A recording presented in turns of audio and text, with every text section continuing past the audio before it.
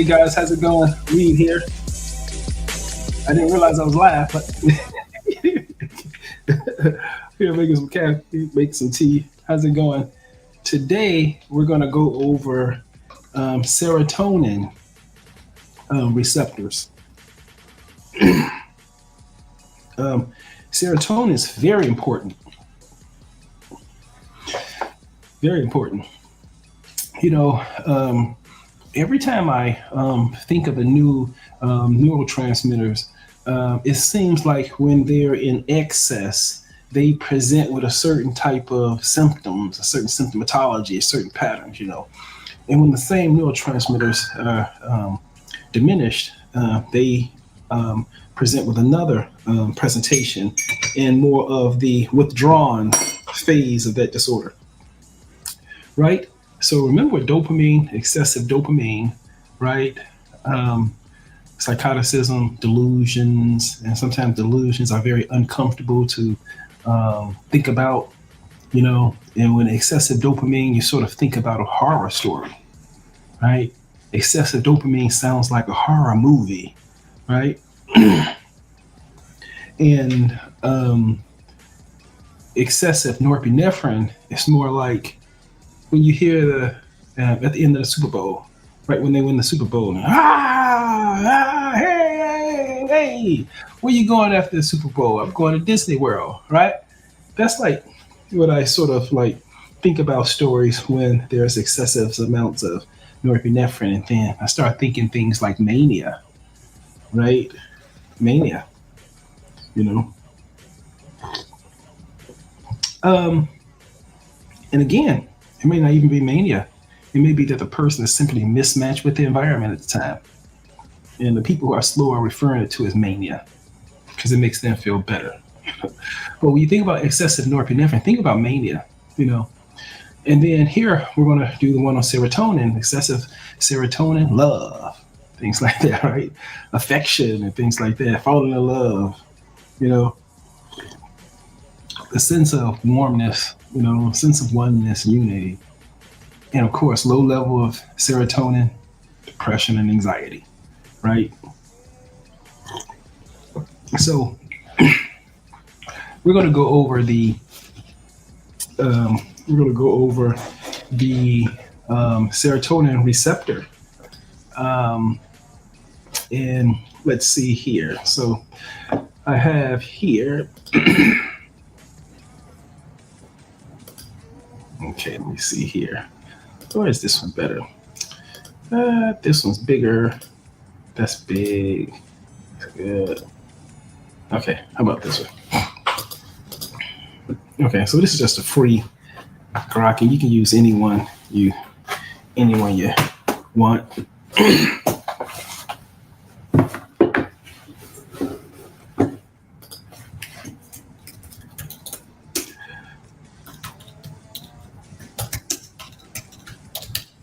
Explain serotonin receptors. Okay, let's see what we get here. I hope I'm connected. Let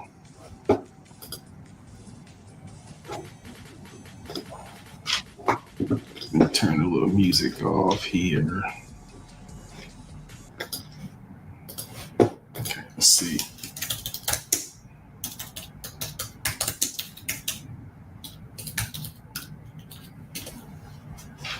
Explain serotonin receptor.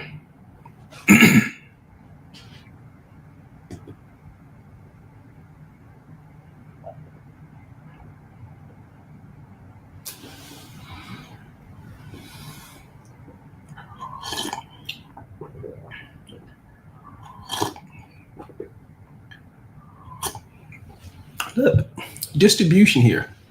Serotonin receptors are found in the central nervous system, the brain and spinal cord. Also in the peripheral nervous system, other tissues like the gut. Remember, you give SSRIs and things like that, they can have like GI upset right there. Blood vessels, remember lightheadedness, dizziness, high hypotension. It can cause those as side effects. Changes in your cardiac arrhythmia, things like that. Okay, the various locations explain, the various locations explain serotonin's wide range effects. Okay, so that's why this is the distribution to other tissues is one of the reasons why you get side effects and why they present the way they do. So whenever I give patients with these SSRIs, watch out for any lightheadedness, nausea, vomiting, or dizziness, things like that. So let's get into it. Okay, so serotonin receptors are a group of proteins found on cell surfaces that bind to serotonin, right? 5-hydroxytryptamine, okay, or 5-HT. The neurotransmitter involves in regulating, mood, sleep, appetite, memory, and other physiological processes. Remember appetite. These receptors are responsible for these like domains of functions, just like mood, right, sleep, like appetite, like memory, and other physiological processes like weight gain and things like that, energy level, interest, and things like that. But isn't this all of the symptoms of depression, right? When you ask someone about depression, don't you ask about mood? Yeah, how are you sleeping? I'm not sleeping well. I can't fall asleep, or it takes too long to fall asleep, or I'm sleeping too much and really tired. Memory, hey, it's impacting my memory. I can't think about things, and other physiological processes like weight loss or weight gain, things like that. So you can see the symptoms of the SIGI caps. I guess the symptoms of depression are basically attached to the domains of things that this receptor is responsible for. So these receptors are critical for maintaining serotonin's effects on the body and brain, right? Okay, there are 7 main families of serotonin receptors, H1 through 7. With multiple subtypes, 5-HT1A, 5-HT2B, things like this, making at least a total of 14 known receptors. Right, okay, so there's at least a total of 14 known serotonin receptors. Okay, each play a distinct role and location, distinct role, then they're located at certain locations, and then they have slightly different mechanisms. So I don't want to go into the details of this, but let me just go through the distribution here. So these at 5-HT1 receptors are generally inhibitory, right? It reduces neuronal activity. Okay, look at this one. I think it's 5-18, which is the other one. Yep, okay, 5 right here. And 5-HT5 receptors are also inhibitory. So the inhibitory receptors, if I can remember correctly, HT1 and 5. So these are all inhibitory, and they decrease neuronal activity. Less understood, but likely inhibitory. Okay. Now, the H2, the other receptors, excitatory, increase neuronal activity, causing the fast excitatory response. Okay, 4, stimulatory, enhances GI cognitive motility and cognitive function. Excitatory, 5, inhibitory. And I think the 6, is it excitatory too? Yeah, I'm not sure about this one. 7, excitatory. So remember, 14 total receptors, 2 categories, 1 and 5 are like inhibitory, the other ones are sort of excitatory. And so if you're thinking about if someone presents with depression, a significant amount of anxiety, sort of think about these serotonergic networks being somewhat hypoactive, right? And so we'll need to sort of activate these networks, and so they're more active and get more transmission. If we get more transmission across these networks, then the lobe is carrying out its responsibility better, right? Okay, so here, those are the 2 types. Okay, so remember we were same thing with the receptors and the networks and the proteins, all that 2 types, the ion gated channels, and then the G protein channels, the ionotropic and metabotropic sort of pathways. Here it is here.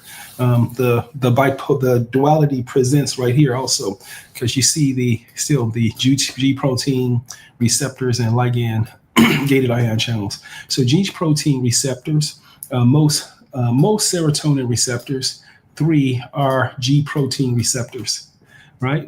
So remember, around 14 of these receptors, yeah, at least 14 of the receptors.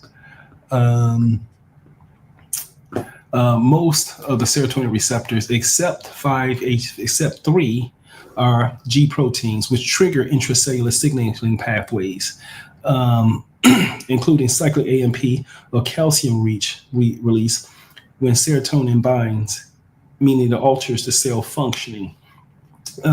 This is very important because remember the ion gated channels are important in the signal in initiating the action potential and that form of communication that almost happens instantly.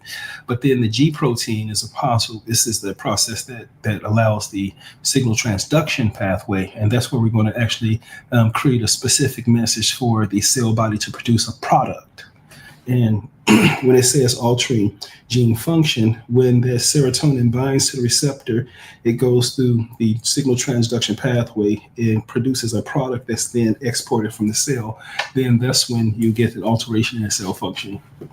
Ligand gated channels, these allow rapid inflow of sodium across the membrane, calling immediate and neuronal excitation. So here, okay. The physiological and clinical relevance, mood and mental health. 5, 1, and 2 receptors are key targets for antidepressants. Okay, 5-HT1A, 5-HT1-2, they increase serotonin availability, right? Great. 3 and 4, GI. Okay, 6 and 7, neurological disorders. Many drugs, including psychedelics, migraine medications, sumatriptans, and antiemetics, target specific serotonergic receptors. Makes sense. Okay, distribution. Oh, we got through that pretty fast. Okay, and let me see if you have any questions now. Just ask any questions if you have it. So this is for the serotonin receptor. Okay. Let me look at the serotonin molecule.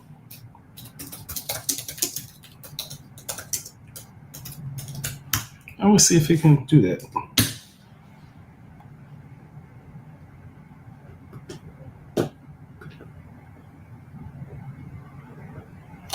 I won't be able to go through this. I remember organic chemistry.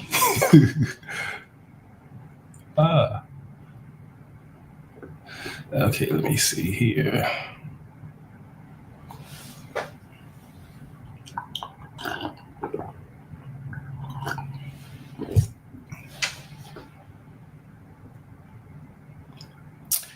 Even if I read this, I wouldn't understand it. so let me move on. It's so disconnected from what I do. I was hoping. Let me see if I can find a image of this serotonin.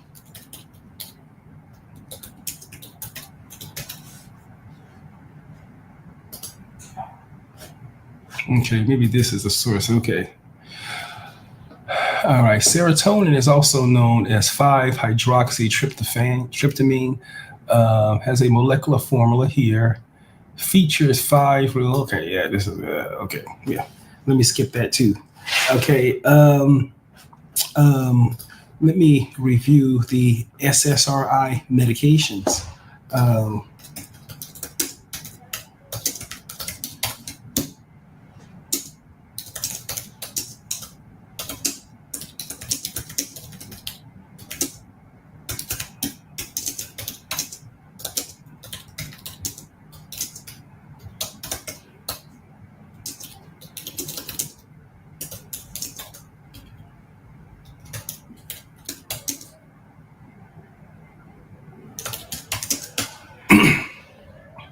Okay. I don't know if it's. I meant SSRI. Okay.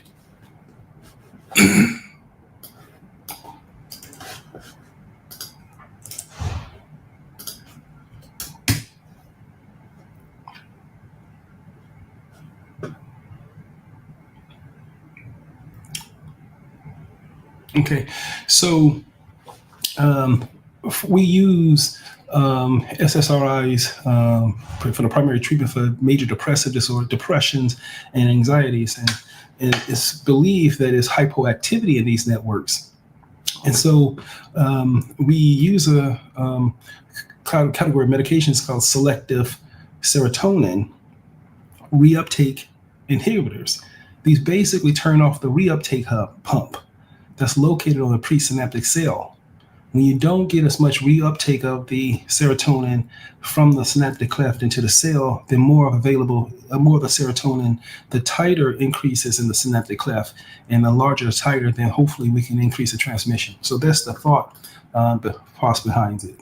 There are classes of antidepressants that work primarily by blocking serotonin transporters, which increase serotonergic level in the synaptic cleft, enhancing serotonergic transmission. This mechanism helps alleviate the symptoms of a major depressive disorder, anxiety disorder, OCD, PTSD, and other conditions.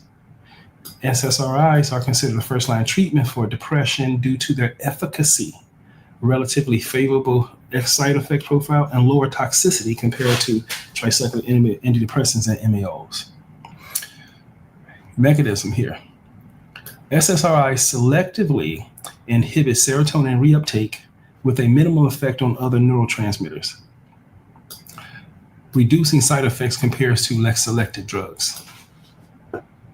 They primarily interact with serotonin receptors indirectly by increasing available serotonin, which then activates receptors like the 5-HT1A and the 5-HT2A.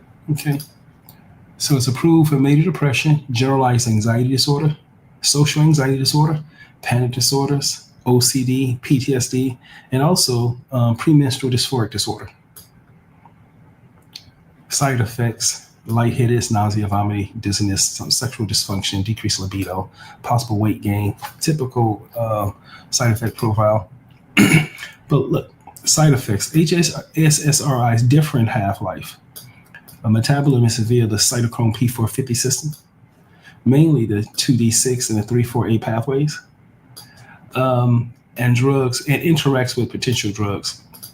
Yeah, see, Prozac has the longest half-life, is days to week. They even have a tablet like called Prozac Weekly. You take once or more. There's some versions that have a half-life less than 24 hours.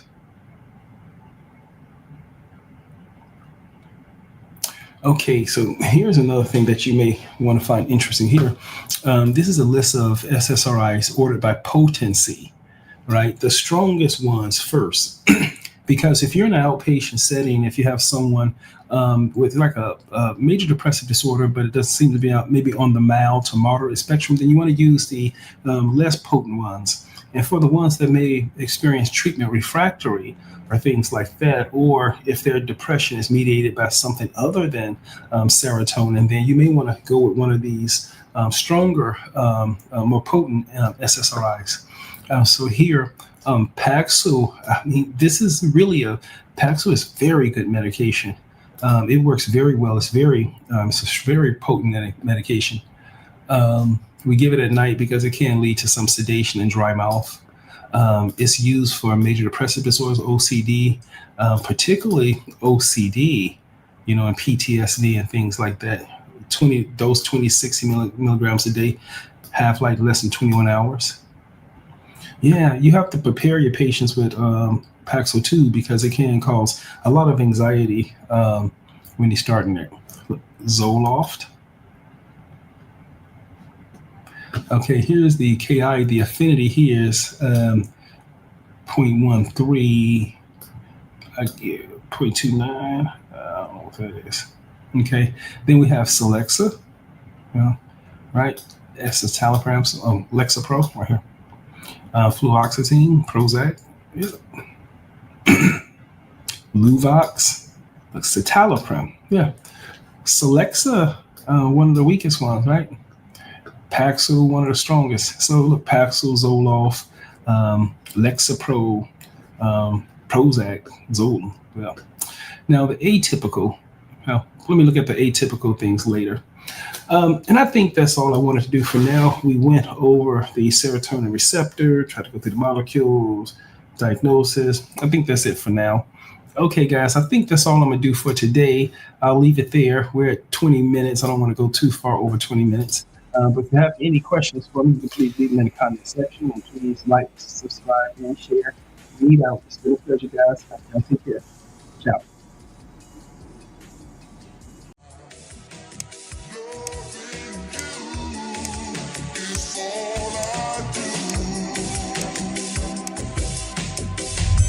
Hey guys, Reed here. Sorry for the technical difficulty, but we'll get started right away. We're going to go over Haldol decanoate injection, and you're going to understand why this is one of the most important medications ever, at least for me. Right?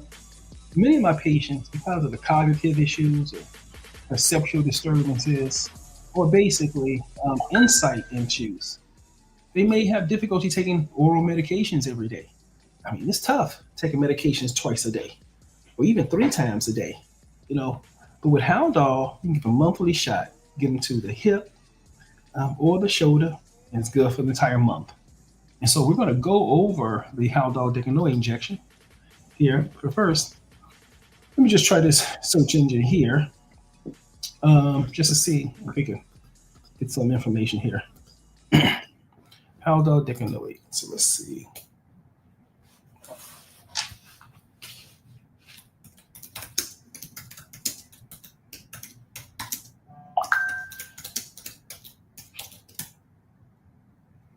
Please explain Haldol decanoate monthly injection. How does it work? How does it work?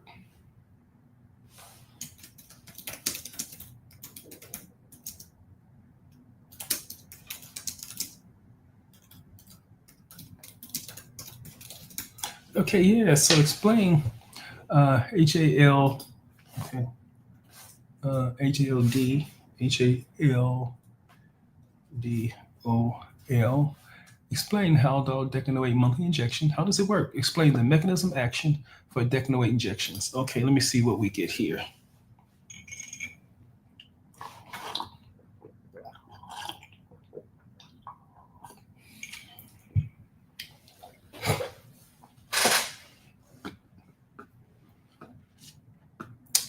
Yeah, mechanism of action. It gets to the D2 there. It pulls the dopamine.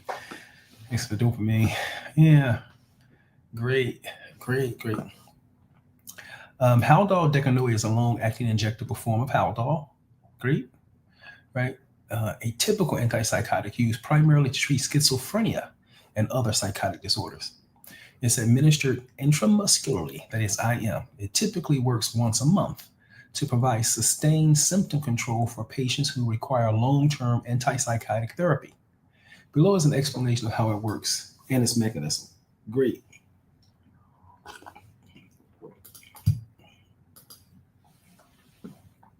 Hey, Moeen, how's it going, buddy?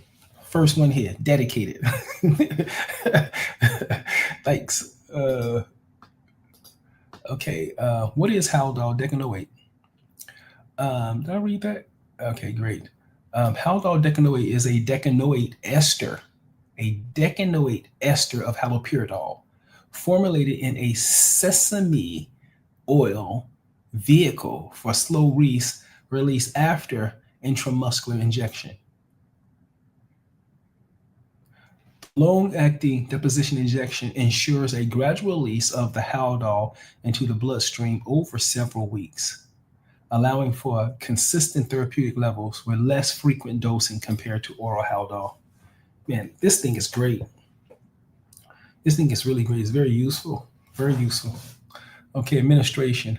Haldol Dec is injected deep into a muscle, usually the gluteal muscle, by a healthcare professional. The decanoate ester makes the drug lipophilic, that is, fat soluble. The decanoate ester makes the drug lipophilic, that is, makes the drugs soluble, fat soluble, which allows it to be stored in fatty tissue at the injection site.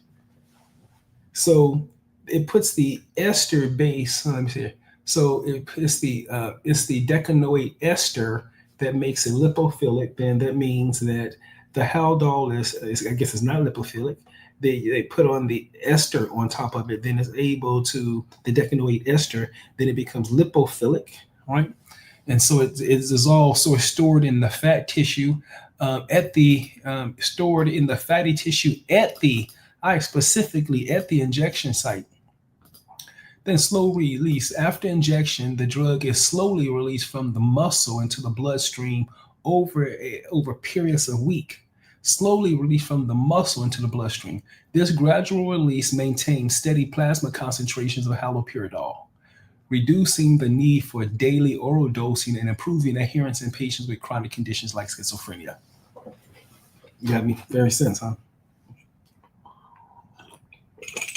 Metabolism. Once released, the decanoate ester is hydrolyzed in the body to release the active haldol. That's it. I wanted to get to the mechanism. So I'll say, hey, put the mechanism of action. Yeah, so that's amazing. So once it's in the blood, once it's released, it's in the blood, then the ester bond is hydrolyzed, and then the active haldol is now water soluble again to be dissolved in the blood. And then it exerts its antipsychotic effects. The steady release minimizes fluctuation in blood levels, reducing the risk of side effects and breakthrough symptoms. Okay, duration. A single injection typically involves therapeutic effects for about 4 weeks, though the exact duration may vary depending on individual metabolism. Great. Mechanism action. Okay, this makes sense? All right, makes a lot of sense. Mechanism action. Haldol, the active component of haldol decanoate, is a first-generation antipsychotic. Its primary mechanism is the D2 receptors. Remember those typicals, they primarily target the D2 receptor and has very potent, the D2 receptor is very specific for that mesocortical pathway and those positive symptoms. So having a haldol decanoate injection means you always hit that D2 receptor. Right? And there's an opportunity to use 2 antipsychotics at one time, because if you use an atypical antipsychotic, it not only binds dopamine D2 receptor, it binds the D1 receptors, it binds the glutamate receptors, it binds like norepinephrine receptors, it binds serotonin receptors, it binds like acetylcholine receptors. So the alpha adrenergic receptors. So if you look at the atypicals like Seroquel, Risperdal, Geodon, Abilify, all of them, they bind a number of receptors, not just D2. See, the typical antipsychotics bind primarily D2, right? And then the atypicals is a combination of receptors. That's why they're approved for more than just schizophrenia. That's why they're approved for the mood disorders such as bipolar and things like that also, because it hits the range of receptors. Haloperidol works primarily by blocking D2 receptors in the brain, particularly in the mesolimbic pathway, also mesocortical pathway, which is associated with psychotic symptoms like hallucination, delusion, and disorganized thinking. It's mesocortical pathway, not mesolimbic. Mesolimbic pathway is that reward system pathway here. I think I would have to correct the AI. Would I have to correct the AI? If I have to, I'll do it. I have to. No AI is going to learn more than me about psychiatry. No, I'm not giving it up. By inhibiting excessive, D2 dopamine 2 receptor antagonism works by inhibiting excessive dopamine activity in this pathway. Haloperidol reduces positive symptoms of schizophrenia such as hallucinations and paranoia, right? Now, other receptors. Haldol also have some activity at other receptors, including serotonin, histamine, alpha adrenergic, but primary therapeutic effects is using dopamine antagonism, right? So I said they have some of these receptors on all of the nerve networks, things like that, but it's to the degree at which they're expressed, right? And so typical antipsychotics really don't target those. How typical don't really target all those receptors, just D2. Okay, its action on dopamine receptors in other brain regions, right? The nigrostriatal pathway can lead to side effects such as EPS, right? So this is the stiffness and all that, the Parkinsonians right here, the dystonia akathisia that's seen. Yeah, pharmacokinetics of depot formulation. The pharmacokinetics of the decanoate depot formulation. The decanoate ester allows for slow hydrolysis in the body, converting the inactive ester to active haloperidol over time.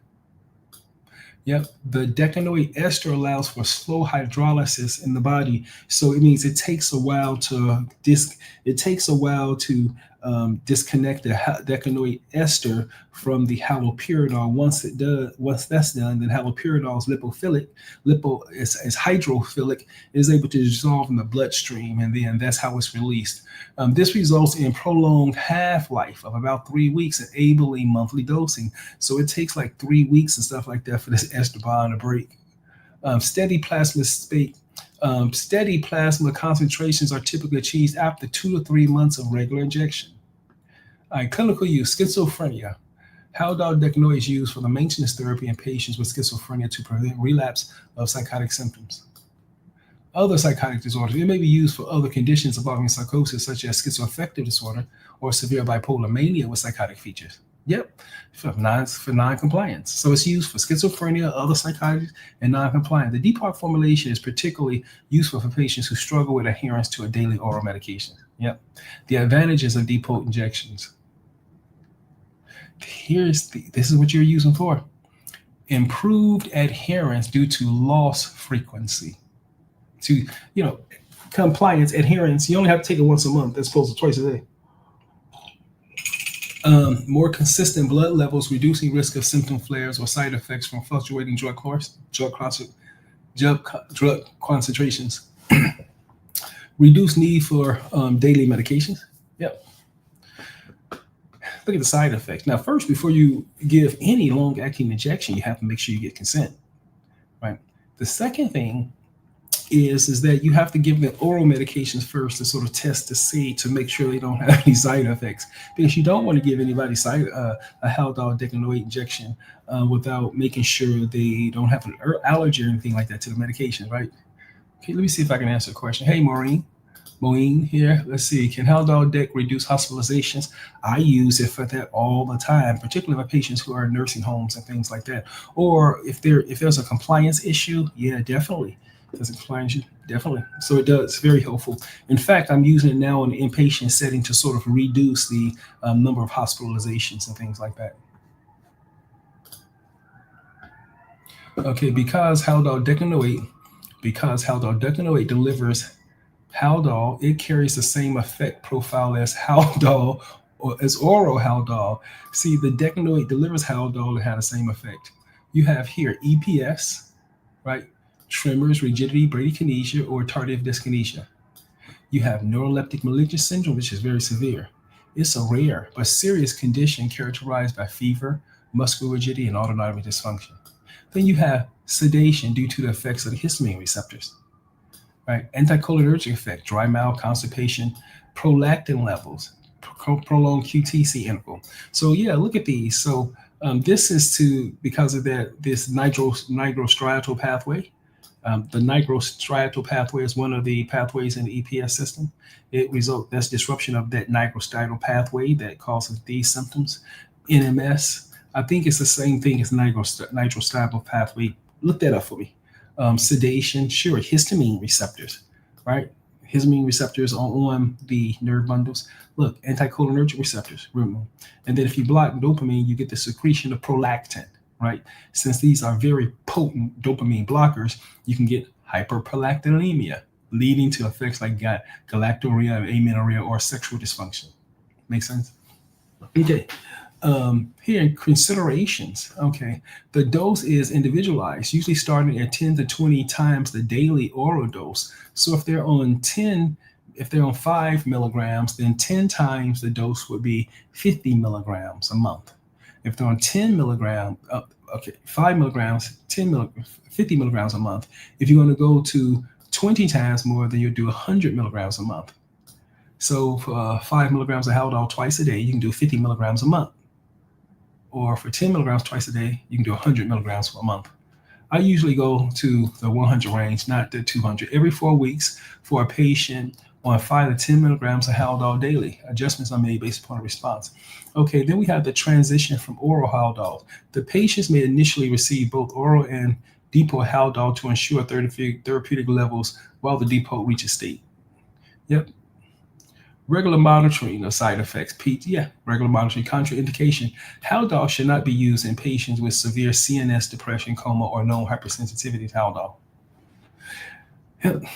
Haldol deck provides a convenient and effective way to deliver Haldol for long-term management of psychotic disorders. Its mechanism of action relies on dopamine D2 receptor antagonism to alleviate psychotic symptoms, while the depot formulation ensures sustained drug release for improved adherence and symptom control.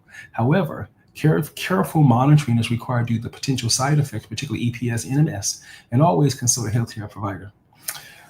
This is straightforward. I think that's all I have to say for today. All right, thank you very much. And yeah, pleasure talking to you. Please feel free to like, subscribe, and share. Read out.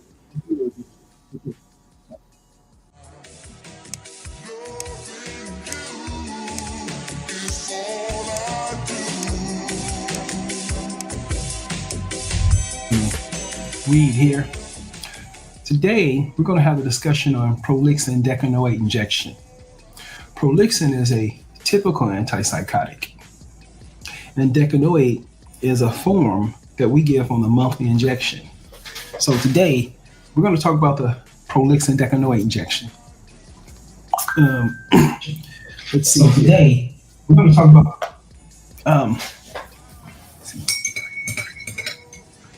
So why would we want to use a decanoate injection? Well, it's a monthly shot. Now, every time you administer medications to a patient, you always have to consider whether or not the plan you come up with is simple enough for them to comply with it. If it's too complicated, like taking 4 times a day, they may miss a dose or two. So typically, there's a rule. Usually you only want to prescribe it as less frequently as possible.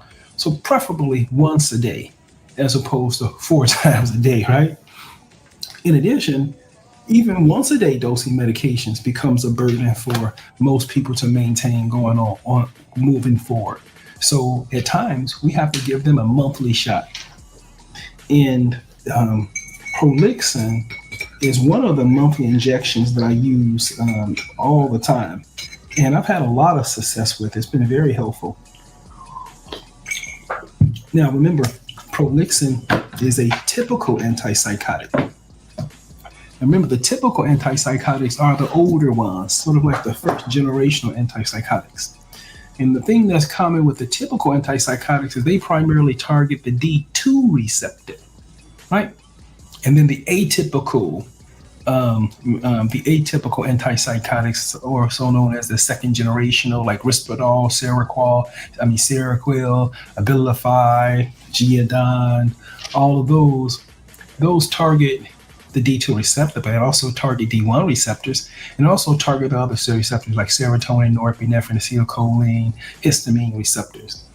And so the different atypical antipsychotics, they bind the different combination of receptors with different affinities.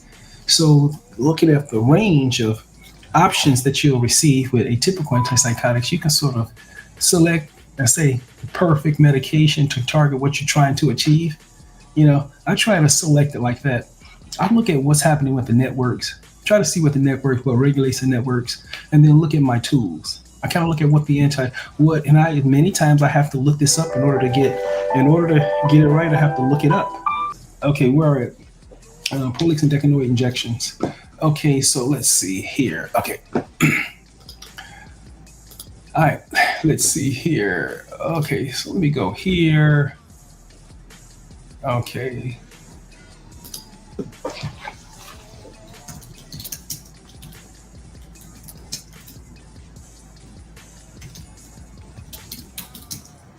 Explain Prolixin decanoate injection.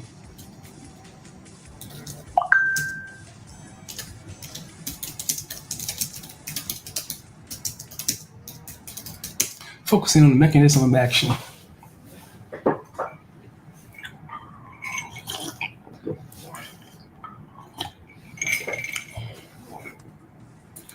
Prolixin decanoate. Fluphenazine. Prolixin is fluphenazine decanoate. A long-acting injectable form of fluphenazine. A first generation or typical antipsychotic. Let me get it on the stage. Let me start off on the stage here. Okay, so here's our overview of prolixin decanoate. And I put explain prolixin decanoate and injections, focusing on the mechanism of action. Okay, the overview of prolixin decanoate injections. Prolixin decanoate, also known as fluphenazine. Okay, it's a long-acting injectable form of fluphenazine, a first generational or typical antipsychotics. Remember, primarily the D2 receptor, right? Primarily from the phenothiazine class. It's primarily used for the maintenance of chronic psychotic disorders such as schizophrenia in patients who may have difficulty adhering to daily oral medications. Okay, so if we have patients where it's been effective and there's compliance issues, then you can consider the injection. It's administered intramuscularly or subcutaneously every 2 to 4 weeks. The decanoate ester allows for slow release of the active drug. Remember when we looked at Haldol decanoate yesterday, same thing. It's the decanoate ester. When it attaches to the molecule, it becomes lipophilic. And you inject it in the deep muscle, then it can move into the fatty compartment, right? But after the bond is hydrolyzed, it's no longer lipophilic, it's hydrophilic. And then the molecule can dissolve in the blood, and now it becomes active. Same release. Allows for slow release of the drug, providing sustained therapeutic effects over an extended period, typically up to 4 weeks. The depot injection helps improve compliance and reduces the risk of relapse in the long term. Great. Here we are here. Mechanism of action. The precise mechanism of action which prolixin decanoate exerts its antipsychotic effects is not fully known, but it is primarily attributed to the potent blockade of the D2 receptor in the mesolimbic and mesocortical pathways of the brain. See, it's interesting how this AI sort of put together this content here, because the mechanism is known. Right? There may be an older source that is pulling from. The dopamine blockade is thought to normalize dopaminergic hyperactivity, which is implicated in the positive symptom psychosis, such as hallucinations, delusions, and disorganized behavior. Right? And we went through that, the typical antipsychotics, we went through that. Here are key aspects of the mechanisms. Dopamine receptor antagonism, right?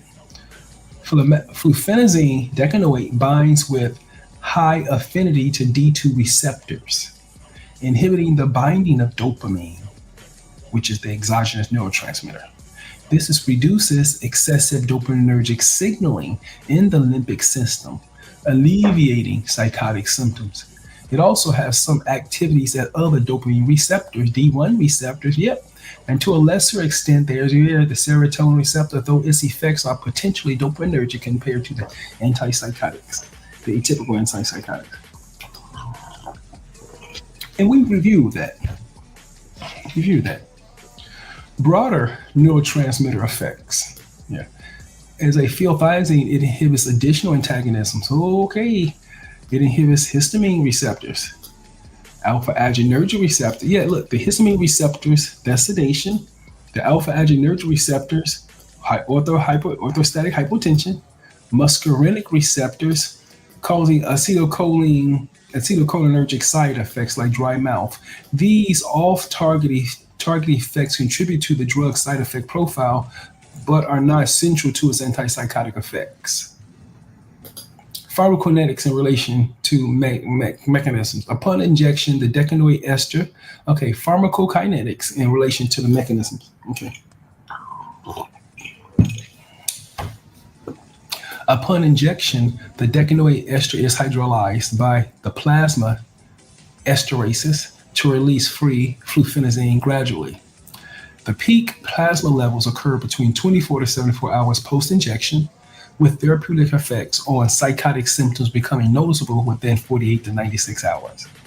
The prolonged duration, half time 7 to 10 days for the ester, but up to 14 to 21 days for the active effects, ensures consistent receptor occupancy, maintaining dopamine blockade without daily dosing. That is very interesting. That's a very effective strategy. Wow. So, yeah, so the peak plasma levels occur between 24 and 72 hours post injection. Okay. The therapeutic effect on psychotic symptoms becoming noticeable within 48 to 96 hours. You start blocking all of those receptors on that mesocortical and mesolimbic pathway, and it slows the pathway down. The prolonged duration, meaning half-life of 7 to 10 days. So the ester has a half-life of 7 to 10 days, right?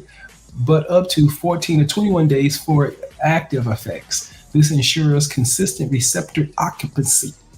You know, this is really interesting. You want receptor occupancy when you deal with these type of things. It's interesting describing it as receptor occupancy as a way to block the receptors and decrease the activity in the mesocortical and mesolimbic pathway. Very interesting strategy. I use these medications all the time. Okay. This mechanism is supported by clinical and pharmacological studies, which show flufenazine efficacy is comparable to other antipsychotics like chlorpromazine through its high potency, approximately 50 to 100% times more potent at the D2 receptor. Wow. However, the exact therapeutic pathway remains under investigation, as dopamine blockades alone does not fully explain all risk benefits such as EPS from the D2. Yeah, we get to this.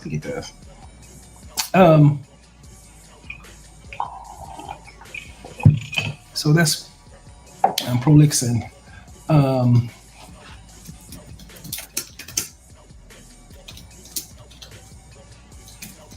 Let me just go through the drug Prolixin real quick, just to give you sort of an overview of it, since we're going to Prolixin decanoate.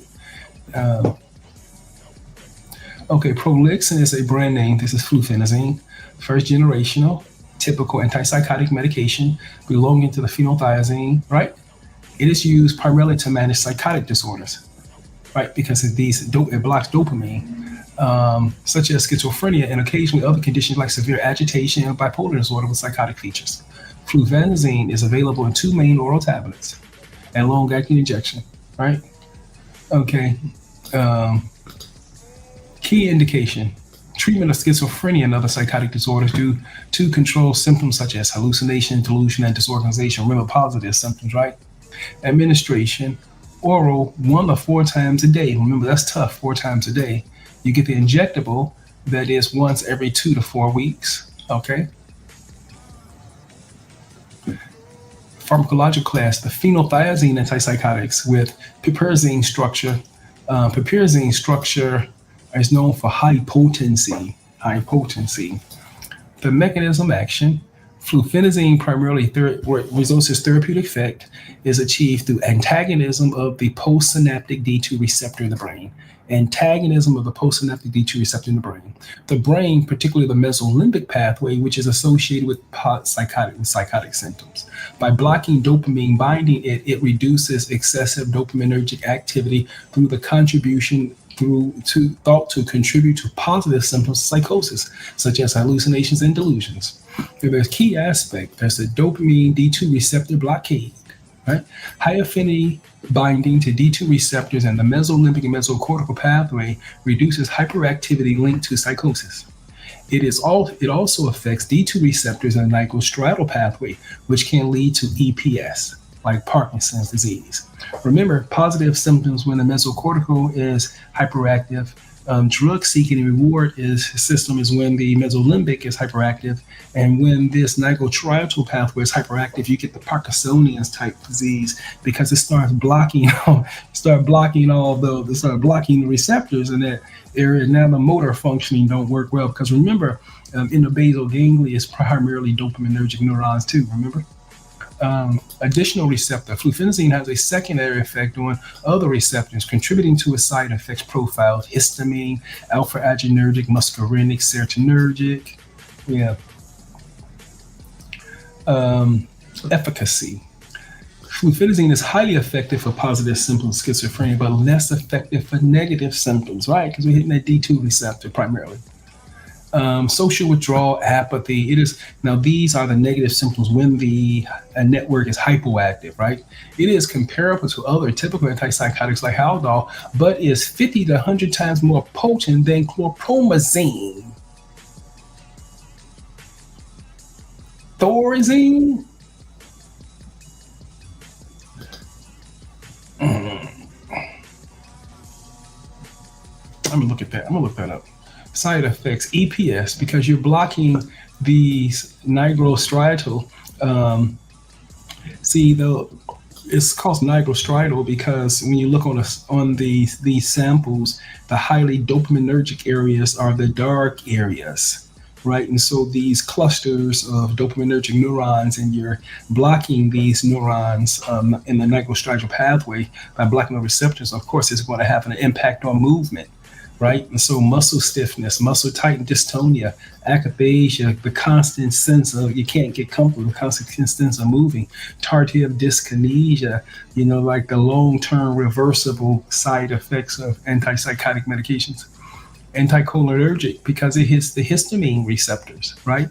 Dry mouth, constipation, blurred vision, right? I'm sorry, the acetylcholine, anticholinergic acetylcholine. So, acetylcholine, hyperactive acetylcholine means all the fluids are runny nose, runny nose, sweating, diarrhea, things like that. But anticholinergic means everything's dry mouth, dry eyes, constipation. So it blocks the cholinergic receptors, and you get the cholinergic blockade, and that causes that. The next thing here, we're talking about sedation. That's when we block the histamine receptors. You have cardiovascular. Remember, if you block the alpha-adrenergic receptors with these, you can get hypotension, or you can get the prolonged QTc interval. And then NMS is very rare, but that's a very severe side effects. We'll go through NMS later. Contraindication, you don't want to give it to if they're sensitive to phenothiazine. CNS depression, because you don't want to be blocking more dopamine in depression, or coma, or significant heart disease. Okay, drug interactions, I'm sure with CNS depressants such as alcohol and opiates, interacts with anticholinergic may alter efficacy in certain antipsychotics. Advantages to Prolixin, the limitation, conclusion. I think that's all I have for now. It's a pleasure to do this with you. That's my discussion on Prolixin decanoate. Remember, if you're having difficulty with compliance, then you can switch over to a long-acting injection. And Prolixin is 50 to 100 times stronger than Thorazine. I use Thorazine a lot.